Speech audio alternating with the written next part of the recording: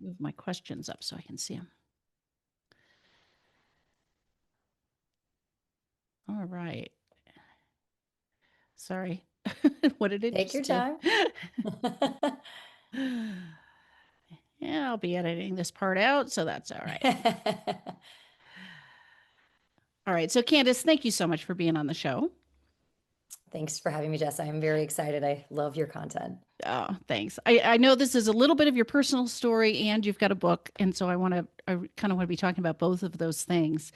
Do you Sure. mind sharing what you want to about your own journey with polyamory and this, the state of your life Yeah. at the moment? Yeah, I'll share the state of my life and I'll also share kind of the motivation for why I write a book about it. Okay.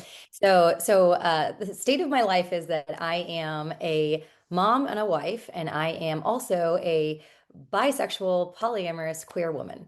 And all of the things can coexist. I've been married for 11 years, very much in love with my husband, have a beautiful family that I'm incredibly proud of.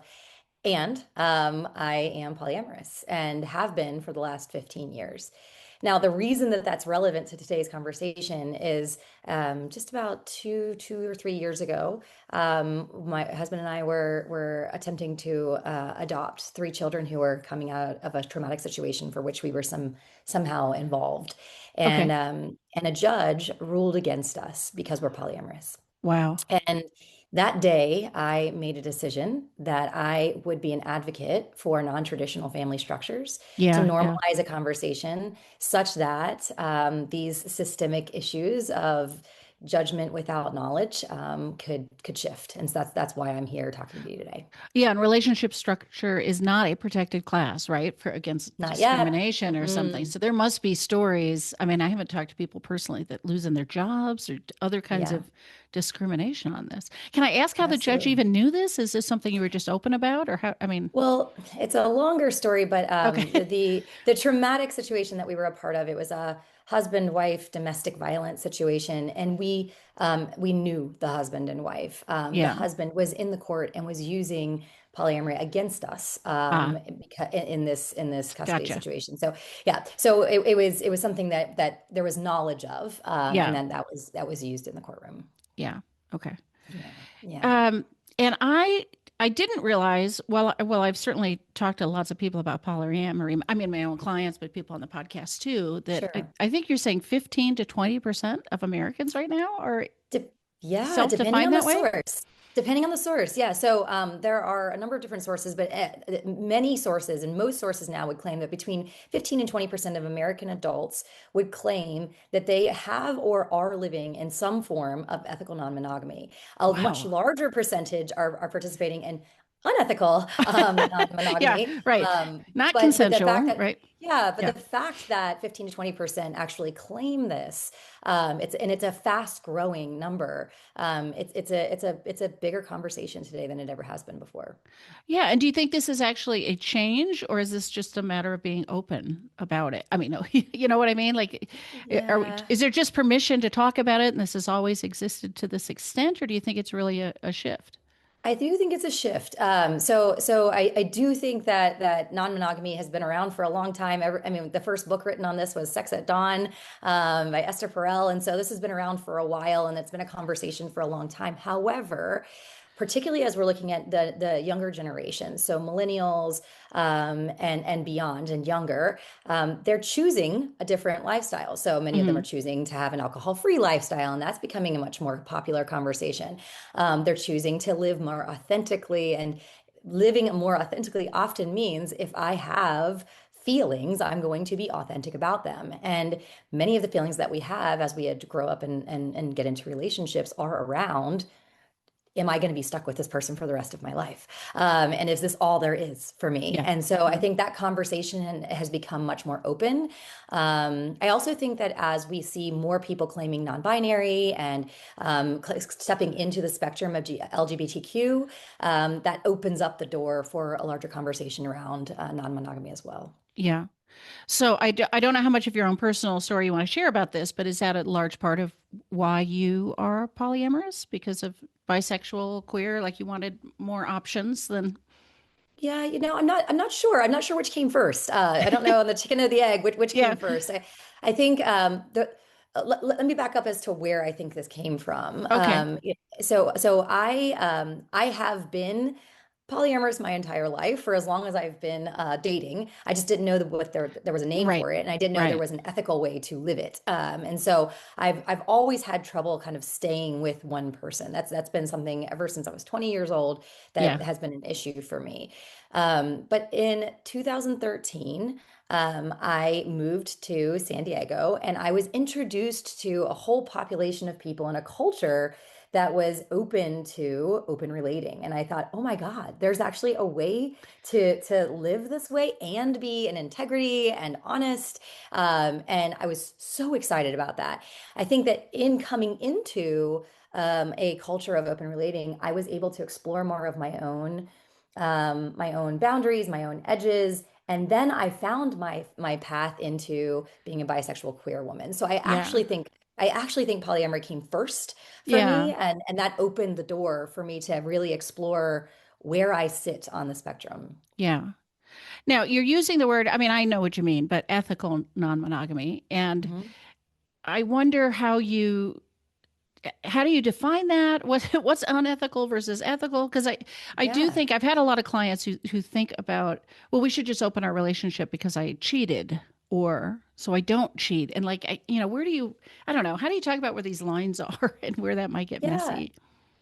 So it's certainly messy. And I think a lot of people who practice non-monogamy say, why do we need to put ethical in front of it at this point? Is it almost unnecessary? But I would say Right. no, it is necessary. And so for me, and every person has a different definition, but the definition that I have and that's in polyagony is that there is honesty, openness, and communication between partners about open relating. And Hmm. so that there are agreements in place so that there aren't secrets, there's no lying.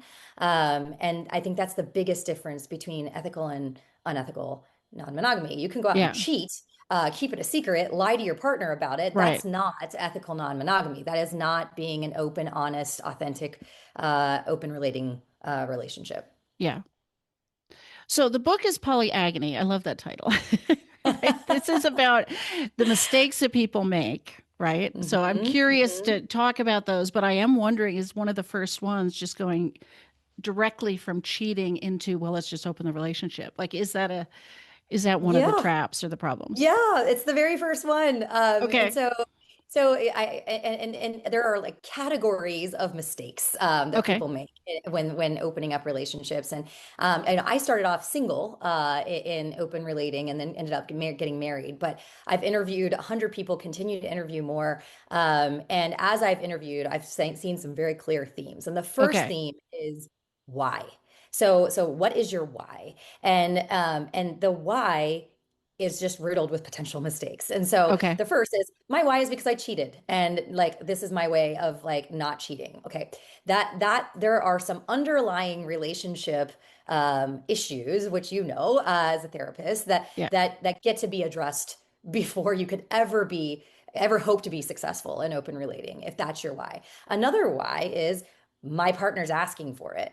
And so Right. I need to do this to keep my partner happy or to keep the marriage intact or that also is riddled with disaster because if you're not checking in with do I actually have a reason that feels good to me like what is my purpose for doing this if you can't answer that question it's not likely to be successful Yeah. and so that's the first set of mistakes. And what might happen? Let's use each of those examples. Yeah. Where might that go badly if you're coming in with those whys? So let's just start with the cheating example. So if you have been caught, often it's been caught, right? Yeah. Because you were probably cheating before you were caught. So if you've been caught cheating and you're looking to open up your relationship, the issue is not that you want to sleep with other people. The issue is that you have some self-worth story or sabotage story that you continue to relive in your own life. So whether you are allowed or not allowed to sleep with other people, that doesn't solve the issue of your self-sabotage. It Mm. doesn't solve the issue of self-loathing or whatever is underneath the cheating. So even with permission, what will happen is you'll open up your relationship. You guys will have some agreements. We'll only do this at parties, whatever, and you'll break them. Yeah, And yeah. so you'll continue to undermine the relationship and your integrity until you can until you can really deal with that underlying story. Yeah, whatever's leading to the lack of integrity or those Right. on-integrity decisions. Yeah, I talk about Yes. cheating in my practice, right, as a bad solution to a problem. And somebody has to Hmm. wrestle with why did I take the bad solution that's out of integrity, that isn't honest or whatever. So, right, if you're not developing those Yes. skills and dealing with those issues, it's going to haunt you. Yes. Okay, and a partner that's going along because I might lose the relationship if I don't say yes. How's that going to So go that's badly? and this is a great I'm so excited to be talking about this with a therapist because I have these conversations all day every day, and there are underlying stories there as well, people pleasing and being a doormat and always giving away your own sovereignty and your own power. And how often do you do this in your life? And Right. so unless you're willing to have those conversations, what will happen is you'll do this because your partner suggested it. You'll build resentment. You'll become passive aggressive about it, and it will devolve the way everything Yeah. does Yeah. in your life. So I'm a big believer. I taught an emotional intelligence training academy that I owned for 4.5 years for adults called Boston Breakthrough Academy. And I would always say, how you do one thing is how you do everything. Yeah. So if you always find yourself being a people pleaser, then this is not the solution to do this just because someone Yeah. suggests it. It also strikes me that you're going to be very unhappy through the whole course of that, right? Because you're doing something you don't actually want. I mean, there's a lot of suffering in that, it seems to me. Yeah. Yeah. Yeah, exactly. Yeah. Exactly. Okay. So And what's the so and next so category? yeah, the next category is then in is in the formation of this new relationship because there's a grieving of the previous relationship structure, and then there's a building of the new relationship structure. And there's a lot of things that we can do to I'll start with the positive. There's a lot of things that you Okay. can do if you've decided, yeah, this is something I really do want. I do see this as that something that would be beneficial for me and my family, for me and my partner. Um, then how do I do it? There's a chapter called Unmonogamize Yourself. And there's kind of a grieving of what mother culture has taught us around a monogamous nuclear family structure and all the things that are supposed to be like, oh, you're a woman, you're supposed to be a mom, you're supposed to be the nurturer, you're supposed to be at home with your kids all the time, like all of these things that we've been encultured that we have Yeah. to kind of unlearn. So there's that process. And then there's the forming. So forming of agreements, understanding hopes and fears, taking the time to check in around boundaries, that whole process. And if you don't do it, you will make mistakes. And so Hmm. many couples just find themselves like, let's just go wing it. Like let's Let's go go on a dating, try. Yeah. Yeah. yeah, let's go on a dating app and just like, see if I can go on a date with somebody, or let's go to an event and just see what happens. The problem with that is that you haven't dealt with programming, you haven't dealt with triggers, you haven't talked through things, and then they show up in really painful and embarrassing ways, and usually at the most inopportune moments. So like in the middle of a date a blow up happens, or your partner shows up at the restaurant, or in the middle of an event there's a crying fight, and so that's the next is the kind of the formation of agreements and or the lack thereof. How how detailed and comprehensive do you think those agreements need to be? Should we start out like with everything we can possibly manage and then loosen them over time, or start with a minimum and broaden them over time? Like, because I think sometimes people resist like just getting down to the nitty gritty and, having it Yeah. be so structured that now it doesn't feel fun or free or something. Well, I think before I can answer that, it's not a one size fits all. Okay. And so it does come back to what's your attachment style. And so how do you typically attach in a relationship? And there are a few different ways that you can attach. So you can be securely attached, or you can be an anxious a person in an attachment scenario. And this all goes back to your childhood and how you Hmm. attached with your parents. But as an adult, if you are an anxious person and you have an anxious attachment style, you may want to be more prescriptive in the beginning with your agreements, and really start tight. Start with a very small container and slowly open up over time to allow your nervous system to regulate. If you are avoidant, that's going to be very difficult, because the more you talk about it, the less you want to do it. And so in my marriage, we are generally secure, but when we are under stress, I lean towards anxious, preoccupied. My husband leans towards avoidant, Well, I dismissive, was and going to say the challenge here is they almost always partner with each other. So you've got one person who's more avoidant attached and Mhm, one who's more anxious. So it's like those needs and styles are in conflict, right? they are. And so what I typically would say is, you start small. You start by not doing anything at all. You don't do anything. You just have some conversations. And like the first conversation is about hopes and fears. Like, what are my hopes and fears? Don't write Yeah. anything down. Don't make agreements. Just like spend some time talking about what you're afraid of. Spend some time talking about what you're excited about. See if there's alignment in any of those things first. Yeah. Yeah. And so like bite size. The second thing I would say is, stay at the lowest common denominator. So between the two of you, if one person's like, I really want to go very, very slowly, another person's like, I want to go super fast, go slowly. Mm. Because you can always you can always speed up later, but we Yeah. had like if you're in this relationship for the long haul, you really want to go at the pace of the person who wants to move the slowest. Now, there's a difference between slow and stagnant. There's a standing still. And so, I'm a big believer in what I talk about, in particularly in forming agreements, is find some kind of cadence, a weekly check-in, a monthly checkpoint, a quarterly agreement review, where you say, okay, are we moving in any direction right now? Hmm. And it allows you to have a way to continue to talk about that. Yeah.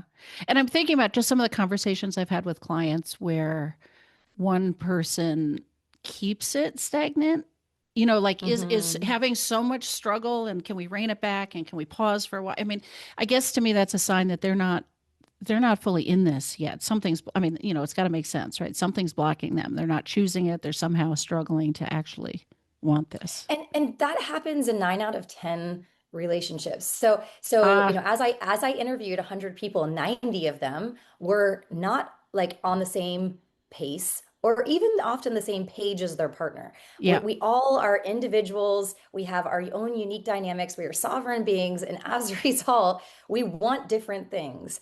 And so, for a long time, even in my own marriage, we went to our therapist and we were saying, "Oh gosh, why is this so stressful?" And she'd say, "Well, is it possible that you two are just playing this game differently? And can that be okay?"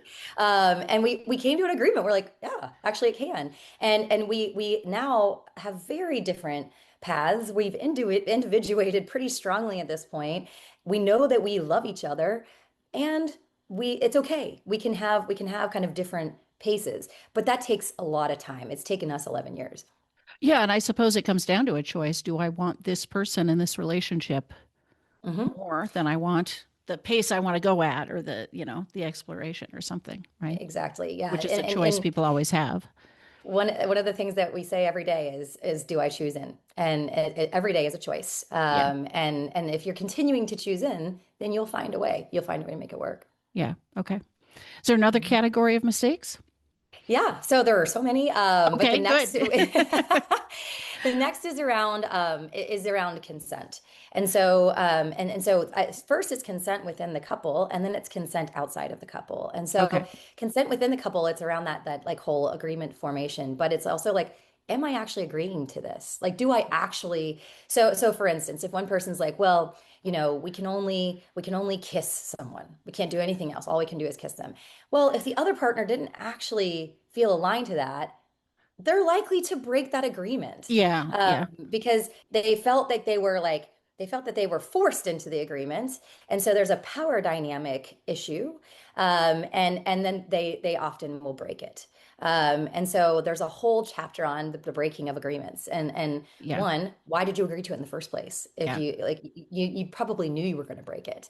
And so really checking in with, are we fully aligned and do we consent to this? Um, that, yeah. Well, I was just going to say, I talk so much about this with couples about like, be really careful what you agree to. Because if you agree, Mhm. you shouldn't be intending to keep that. Like, this is not just, yes to make your partner happy. Like, it's so important to keep agreements. And it's also really, really hard to come back from breaking one. Yeah. Yeah. And so it's much easier to have just, I joke, I'm an attorney and I joke about prenuptial agreements. And I'm like, you should make these when you love each other. It makes it so much easier. It's kind of the same thing, like Yeah. you make these agreements when you're at the very beginning, where there's blank slate. And it's so much easier to have those. And that's why I really suggest either a monthly checkpoint or a quarterly an agreement review, Yeah. so that you can come back and revisit them without having broken them. You can Right. say, this one Right. actually doesn't feel good to me. I really would like to do X instead. And you Yeah. have an opportunity to negotiate that. Yeah. As hard as that negotiation might be, that is way easier than dealing with a broken agreement. Absolutely. So pay Yeah. now or pay later with interest. Yeah. That's what I often say. I love it. Yeah. Yeah. So the next is, now let's talk about others, right? So Yeah. now you've decided to open it up and you go on a date. Okay, great. So now there's a date. There's a third person involved. And so that third person, there are names for these people. So you have, your partner, and now your partner has a metamour. So, which is it's not their partner. They didn't choose to go on a date with this person. You did, right? Yeah. But, Yeah. but now your partner has this third relationship that they don't have much of a choice over. You now have a title of a hinge. So now you are a person who's got two relationships that you're managing, Yeah. and two sets of expectations, two sets of communication structures. And so there's a whole set of mistakes that people make about not knowing what their responsibilities are as a hinge, Mm. not knowing how to maintain specialness with their partner while they're exploring a new lover relationship, creating an opportunity for their partner and their new lover to know each other, even if they're not going to be friends, but to have a healthy respect for each other, to have a communication option, so that it's not secretive. Hmm. That like a lot of that, like the secrets are often what breed insecurity and breakdown in relationships. Yeah. And so if the more that a hinge can foster trust between these people who didn't choose to be in a relationship, the better off they'll be. Unfortunately, hinges often don't know what their responsibilities are, and they don't do anything to support that, and it creates a breakdown. Yeah. I've also heard stories where this hinge doesn't give the full story to the metamour. Hmm. So they're not really communicating the expectations of the agreements or the limits or the insecurities or whatever of their partner. That seems Yes, like that would be yes. disastrous This potentially. often this often happens. So the hinge often does not share the agreements that they have with their partner with other people. And Yeah. those other people really need to know those agreements. Yeah. Because what will happen is, ultimately, if an agreement is broken, that other person is going to get blamed for it. Right. And they didn't deserve that. They had no responsibility in that because they didn't have knowledge. Yeah. Yeah. Yeah.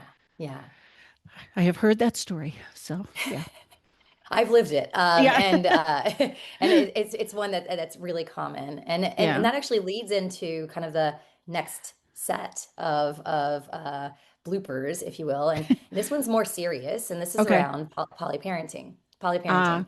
okay. And so, like, okay, so now, I guess when I first got into this, I didn't think people did this when they had kids. I thought, oh, you do this when you're young and single, and when you're It's a finding phase. yourself. Yeah, It's a right. phase, and you'll grow Yeah. out of it. And once you settle down and get married and have kids, you won't do this anymore. Yeah. And I think that's a common misconception or misperception. And so there is a huge population of people who are raising children and who are practicing non-monogamy. And so there then becomes questions about, how do you do this? What are your responsibilities as a parent? How are you going to disclose or not disclose this with your children? How are you going to introduce these concepts in age appropriate ways?